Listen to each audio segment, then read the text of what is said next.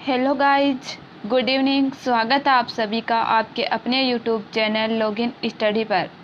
तो चलिए फ्रेंड्स, शुरुआत करते हैं। देखिए आज के सेशन की। आज हम देखने वाले हैं पार्ट नंबर 35 में पीटीटी और बीएसटीसी एंट्रेंस एग्ज़ाम 2022 में पूछे जाने वाले शिक्षण अभिरुचि के महत्वपूर्ण प्रश्न। तो चलिए फ्रेंड्स, शुरुआत करते हैं। देखिए आज के सेशन की। देखिए आज का फर्स्ट क्वेश्चन है, जो व्यक्तित्व आकलन विधि है वह किसने दी थी? जो व्यक्तित्व आकलन विधि है वह क्या है? बीएफ स्किनर का टेंटोफोन या फिर खेल का अभिनय विधि है। जो व्यक्तित्व आकलन विधि है वह कौन सी विधि है? देखिए कहानी पूर्ति परीक्षण है या फिर उपरोक्त सभी। तो देखिए राइट आंसर क्या होगा?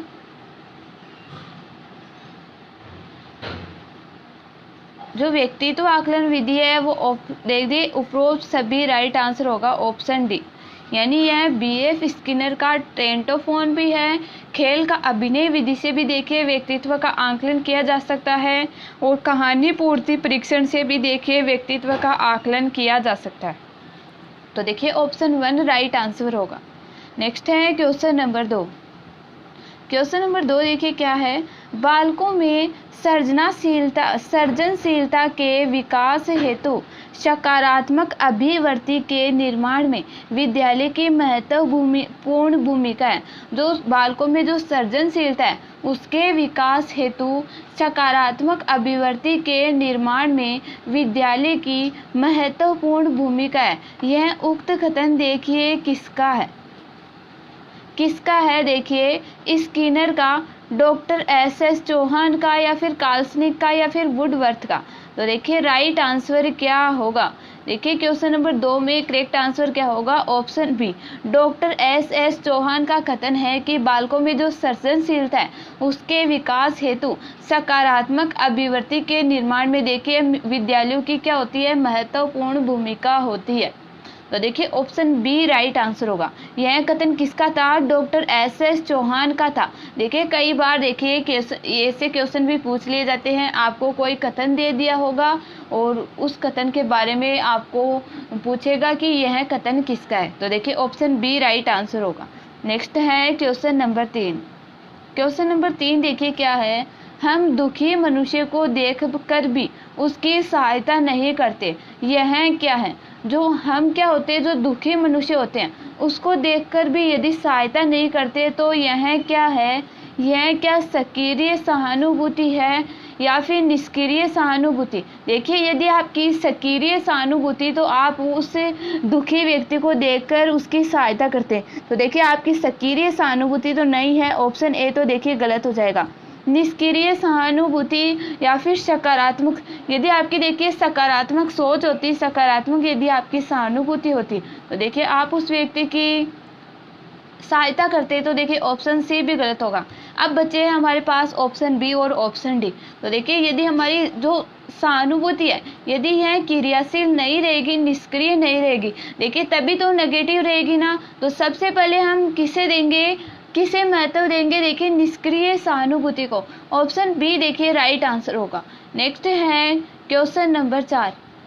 क्वेश्चन नंबर 4 देखिए क्या है? जिस सहानुभूति में क्रियाशीलता होती है वह कौन सी है? अब देखिए क्वेश्चन नंबर 3 आपको पूछा गया था कि यदि दुखी व्यक्ति को देखकर भी हम उसकी सहायता नहीं करते तो वह कौन सी सहानुभूति होगी? निष्क्रिय सहानुभूति। अब देखिए यहाँ पूछा गया कि जिस सहानुभूति में क्रियाशीलता होती है वह सहानुभूति देखिए कौन सी होती है? सक्रिय, व्यक्तिक, सामूहिक या फिर निष्क्रिय? तो देखिए जिस सहानुभूति में क्रियाशीलता होगी ऑफकोर्स वह कौन सी सहानुभूति होगी? सक्रिय सहानुभूति होगी। ऑप्शन ए देखिए राइट आंसर होगा। नेक्स्ट है क्वेश्चन नंबर 5। क्वेश्चन नंबर 5 देखिए क्या है? अधिगम को प्रभावित करने वाले कारक कौन कौन से हैं? जो अधिगम होता है, जो सीखने की प्रवृत्ति होती है उसको प्रभावित करने वाले देखिए कारक कौन कौन से होती है?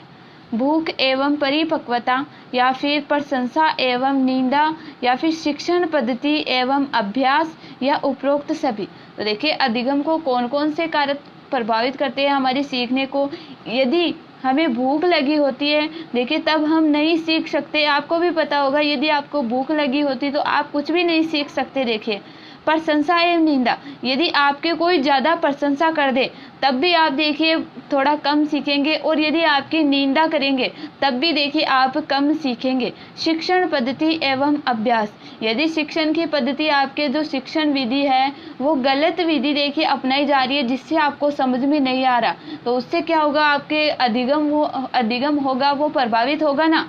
तो देखिए ऑप्शन डी राइट आंसर होगा, उपरोक्त सभी। ऑप्शन डी देखिए इसमें करेक्ट आंसर होगा। नेक्स्ट है क्वेश्चन नंबर 6। क्वेश्चन नंबर 6 देखिए क्या है, विशिष्ट बालक वे हैं जो मानसिक, शारीरिक व सामाजिक विशेषताओं से युक्त होते हैं। उक्त कथन है, जो विशिष्ट बालक होते हैं वे कौन से होते हैं, जो मानसिक, शारीरिक व सामाजिक विशेषताओं से क्या होते हैं, युक्त होते हैं। तो यह कथन किसका है, यह कथन है किक का। ऑप्शन बी देखिए राइट आंसर होगा। नेक्स्ट है क्वेश्चन नंबर 7। क्वेश्चन नंबर 7 देखिए क्या है, सृजनात्मकता बालक की प्रकृति होती है। जो सृजनात्मकता होती है, सृजनात्मक होती है यानी किसी वस्तु का सृजन करना, उसका निर्माण करना क्या हो जाएगा, सृजनात्मक होता है। तो यह बालक की प्रकृति होती है। सृजनात्मक बालक अमान्य कार्य करते हैं, या फिर सृजनात्मक बालक सदैव सफलता की ओर उन्मुख रहते हैं, या फिर सृजनात्मक बालक आलस्य युक्त होते हैं, या फिर उपरोक्त सभी। तो देखिए जो सृजनात्मक बालक है, यानी यदि एक बालक नवनिर्मित देखिए वस्तु का निर्माण करेगा, किसी नई वस्तु का निर्माण करेगा, तो वो बालक क्या होंगे, सृजनात्मक बालक क्या होंगे, सदैव सफलता की ओर देखिए क्या रहते हैं, उन्मुख रहते हैं, अग्रसर रहते हैं। तो देखिए ऑप्शन बी राइट आंसर होगा। ऑप्शन बी देखिए करेक्ट आंसर होगा। नेक्स्ट है क्वेश्चन नंबर 8। देखिए सीखने की गति किस पर निर्भर करती है। जो सीखने की गति है वह किस पर निर्भर करेगी, देखिए सीखने वाले की रुचि पर, या फिर जिज्ञासा पर, या फिर सीखने वाले की जो प्रेरणा है उस पर, या फिर उपरोक्त सभी पर। तो देखिए जो सीखने की गति है वह किस पर निर्भर करेगी, सीखने वाले की रुचि पर भी, जिज्ञासा पर भी, और सीखने वाले की देखिए प्रेरणा पर भी। तो देखिए ऑप्शन डी राइट आंसर होगा, उपरोक्त सभी पर। नेक्स्ट है क्वेश्चन नंबर 9। क्वेश्चन नंबर 9 है, शिक्षक सहानुभूति के द्वारा बालकों का संवेगात्मक विकास कर सकता है। जो शिक्षक होता है वह सहानुभूति दिखाकर बालकों का संवेगात्मक विकास कर सकता है। अब देखिए संवेगात्मक विकास क्या होता है, यानी संवेग क्या होते हैं। सबसे पहले तो आपको पता होना चाहिए जो संवेग होते हैं वो क्या होते हैं। जैसे हमें क्रोध आना, रोना, हंसना, ये क्या होता है, संवेग होते हैं। तो देखिए संवेगात्मक विकास यानी इन संवेगों पर कंट्रोल करना क्या हो जाएगा, संवेगात्मक विकास होगा। तो देखिए शिक्षक सहानुभूति के द्वारा यानी दया के द्वारा बालकों का संवेगात्मक विकास कर सकता है, यानी जो संवेग है उन पर कंट्रोल कर सकता है।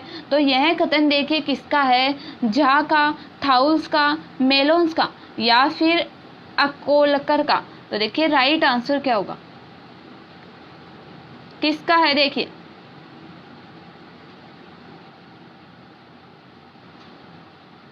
ऑप्शन सी राइट आंसर होगा, मेलोन्स का। नेक्स्ट है क्वेश्चन नंबर 10। क्वेश्चन नंबर 10 देखिए क्या है, बालक को सामाजिक व्यवहार की शिक्षा दी जा सकती है। जो बालक है उसको देखिए सामाजिक व्यवहार की शिक्षा दी जा सकती है, वेशभूषा से, विभिन्न सामाजिक क्रियाओं से, शारीरिक गतियों से, या फिर पाठ्यक्रम से। तो देखिए राइट आंसर क्या होगा, देखिए बालक को सामाजिक व्यवहार की शिक्षा किस प्रकार दी जा सकती है, विभिन्न प्रकार की देखिए सामाजिक क्रियाओं से। ऑप्शन बी देखिए राइट आंसर होगा। नेक्स्ट है क्वेश्चन नंबर 11। क्वेश्चन नंबर 11 देखिए क्या है, व्यक्तित्व के निर्माण का महत्वपूर्ण साधन देखिए क्या है। जो व्यक्तित्व निर्माण का महत्वपूर्ण साधन देखिए क्या है, भाव, अनुकरण, सहयोग, या फिर संवेग। देखिए व्यक्तित्व का निर्माण किस प्रकार होता है, क्या भावों के द्वारा व्यक्तित्व का निर्माण होगा, देखिए नहीं होगा। देखिए व्यक्तित्व का निर्माण हम किसी को भी देखिए अपना आदर्श मान सकते हैं, मॉडल मान सकते हैं, और उसका यदि हम अनुकरण करेंगे, नकल करेंगे, तो हम क्या कर सकते हैं, व्यक्तित्व का देखिए निर्माण कर सकते हैं। क्या सहयोग के द्वारा व्यक्तित्व का निर्माण कर सकते हैं, या फिर संवेग के द्वारा। तो देखिए ऑप्शन बी राइट आंसर होगा, अनुकरण के द्वारा हम क्या कर सकते हैं, व्यक्तित्व का निर्माण कर सकते हैं। नेक्स्ट है क्वेश्चन नंबर 12। मानसिक रूप से पिछड़े बालकों की बुद्धि लब्धि जो आईक्यू मानी गई है वह है, जो मानसिक रूप से जो पिछड़े बालक है उन बालकों की बुद्धि लब्धि कितनी मानी गई है, यानी जो आईक्यू है वह कितना माना गया है, 20 से नीचे या फिर 30 से 50 के बीच में आईक्यू, या फिर 70 से 80 के बीच में आईक्यू माना गया है, या फिर 100 से ऊपर। तो देखिए जो पिछड़े बालक है उनकी बुद्धि लब्धि जो आईक्यू है वह कितना माना गया है, 70 से 80 के बीच में। ऑप्शन सी देखिए राइट आंसर होगा, यानी जो मानसिक रूप से पिछड़े बालक है उनका आईक्यू देखिए 70 से 80 के बीच में देखिए माना गया है। ऑप्शन सी राइट आंसर होगा। नेक्स्ट है क्वेश्चन नंबर 13।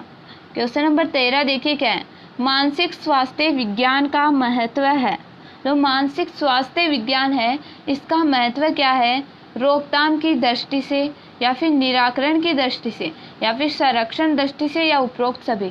तो देखिए ऑप्शन बी राइट आंसर होगा, निराकरण की दृष्टि से। नेक्स्ट है क्वेश्चन नंबर 14। क्वेश्चन नंबर 14 देखिए क्या है, शिक्षक की आवश्यकताएं है। जो शिक्षक है उसकी आवश्यकता देखिए क्या क्या है, शिक्षक को नौकरी की सुरक्षा चाहिए, देखिए जरूर चाहिए नौकरी की सुरक्षा। देखिए शिक्षक सेटिस्फाई होना चाहिए अपनी नौकरी से, उसकी सुरक्षा देखिए उसे मिलनी चाहिए। शिक्षक को समय पर पदोन्नति चाहिए, यानी पद की उन्नति भी देखिए शिक्षक को समय पर चाहिए ही। देखिए शिक्षक को समाज में आदत, देखिए आदत नहीं है, यहाँ आएगा क्या, यहाँ आएगा आदत की जगह आएगा आदर, यानी शिक्षक को समाज में आदर सम्मान चाहिए या फिर उपरोक्त सभी। तो देखिए शिक्षक को अपनी नौकरी की सुरक्षा भी चाहिए, समय पर उसकी पदोन्नति भी चाहिए और समाज में आदर सम्मान भी चाहिए। एक शिक्षक को यदि समाज में आदर सम्मान नहीं मिलेगा तो क्या वो अच्छे प्रकार से शिक्षण करवा पाएगा। यदि हम शिक्षक को इतनी गालियां निकालते रहेंगे तो फिर क्या वो शिक्षक प्रभावी शिक्षण करा पाएगा क्या बच्चों से, देखिए नहीं करा पाएगा। ऑप्शन डी देखिए राइट आंसर होगा।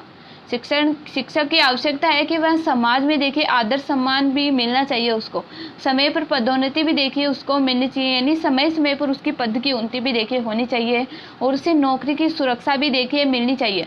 ऑप्शन डी देखिए राइट आंसर होगा। नेक्स्ट है क्वेश्चन नंबर 15। देखिए वर्दी है उससे क्या अभिप्राय है। अब देखिए वर्दी से क्या अभिप्राय है, शारीरिक एवं मानसिक परिपक्वता, शारीरिक एवं व्यवहारिक परिवर्तन, या फिर निश्चित आयु के पश्चात रुकना, या फिर उपरोक्त सभी। तो देखिए राइट आंसर क्या होगा, वर्दी से देखिए क्या अभिप्राय है, शारीरिक एवं मानसिक परिपक्वता, शारीरिक एवं व्यवहारिक परिवर्तन भी देखिए वर्दी में होना चाहिए और निश्चित आयु के पश्चात देखिए वर्दी रुक भी जाती है। तो देखिए ऑप्शन डी राइट आंसर होगा, उपरोक्त सभी। नेक्स्ट है क्वेश्चन नंबर 16। क्वेश्चन नंबर 16 देखिए क्या है, किशोरों के शारीरिक विकास के लिए आयोजन करना चाहिए। देखिए किशोर होते हैं उनके शारीरिक विकास के लिए किसका आयोजन करना चाहिए, विभिन्न प्रकार के शारीरिक व्यायाम के, या फिर संवेगों का दमन, या फिर पाठ्यक्रम सहगामी क्रिया, या फिर उनकी मांगों की पूर्ति। तो देखिए जो किशोर होते हैं उनके शारीरिक विकास के लिए किसका आयोजन करना चाहिए, विभिन्न प्रकार के देखिए शारीरिक व्यायाम के। ऑप्शन ए देखिए राइट आंसर होगा। नेक्स्ट है क्वेश्चन नंबर 17। क्वेश्चन नंबर 17 देखिए क्या है, सीखने में जब हमारी उन्नति पूर्णतः रुक जाती है, जब सीखने में हमारी उन्नति पूर्ण रूप से रुक जाती है तब उसे क्या कहते हैं, सीखने का वक्र, सीखने का पठार, सीखने का पहाड़, या फिर सीखने का ग्राफ। तो देखिए ऑप्शन ए राइट आंसर होगा, सीखने का वक्र। नेक्स्ट है क्वेश्चन नंबर 18।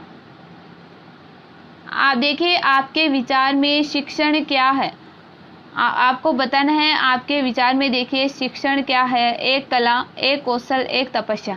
देखिए ये क्वेश्चन तो कई बार रिपीट भी हो चुका है, आपको राइट आंसर देना है। देखिए करेक्ट आंसर क्या होगा, देखिए सभी को करेक्ट आंसर देना है। देखिए क्या होगा राइट आंसर, बहुत बार देखिए क्वेश्चन रिपीट हो चुका है और कई बार देखिए एग्जाम में देखिए प्रीवियस ईयर एग्जाम के आप पेपर उठा के देख लेना, कई बार ये क्वेश्चन पूछा भी गया है। तो देखिए शिक्षण क्या है, एक कौशल है, देखिए बच्चे करके आते हैं क्या, शिक्षण एक कला है। देखिए शिक्षण एक कला नहीं होती, शिक्षण क्या होता है, एक कौशल होता है। देखिए विभिन्न प्रकार का कौशलों का यदि एक शिक्षक को ज्ञान होगा तो वो क्या करवा पाएगा, शिक्षण करवा पाएगा। तो देखिए ऑप्शन बी राइट आंसर होगा। नेक्स्ट है क्वेश्चन नंबर 19।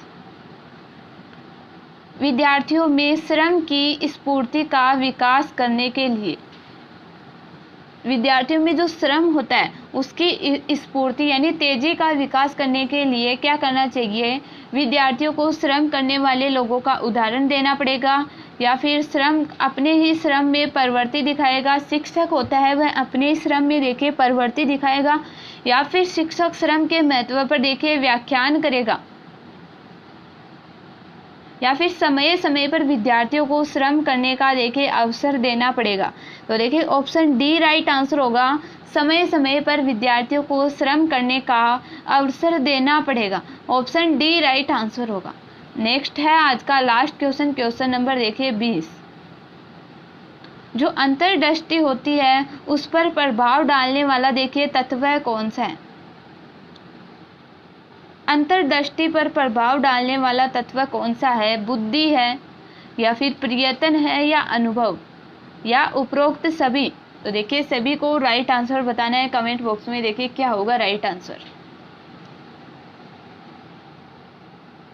अंतर्दृष्टि पर प्रभाव डालने वाले तत्व कौन से हो जाएंगे, देखिए बुद्धि भी होगी, और जो हम प्रयत्न करते हैं, किसी भी कार्य को करने की कोशिश करते हैं, प्रयत्न करते हैं, और जो कार्य हमने किया है उसका हमें अनुभव कितना है, ये सब किन बातों पर निर्भर करता है, अंतर्दृष्टि पर देखिए प्रभाव डालता है। तो देखिए ऑप्शन डी राइट आंसर होगा, उपरोक्त सभी। चलिए फ्रेंड्स, क्लास को देखने के लिए देखिए सभी को धन्यवाद। और यदि आपको सेशन अच्छा लगा हो तो देखिए आपको क्या करना है, सेशन को लाइक करना है, और अपने फ्रेंड्स के साथ शेयर नहीं किया है तो देखिए एक बार अपने फ्रेंड्स के साथ ज़रूर शेयर कर दीजिएगा। सेशन को अपने फ्रेंड्स के साथ शेयर कर दीजिएगा जो बीएड और बीएसटीसी की देखिए एग्ज़ाम दे रहे हैं उन फ्रेंड्स को। तो चलिए आज की क्लास देखिए यहीं एंड करते हैं।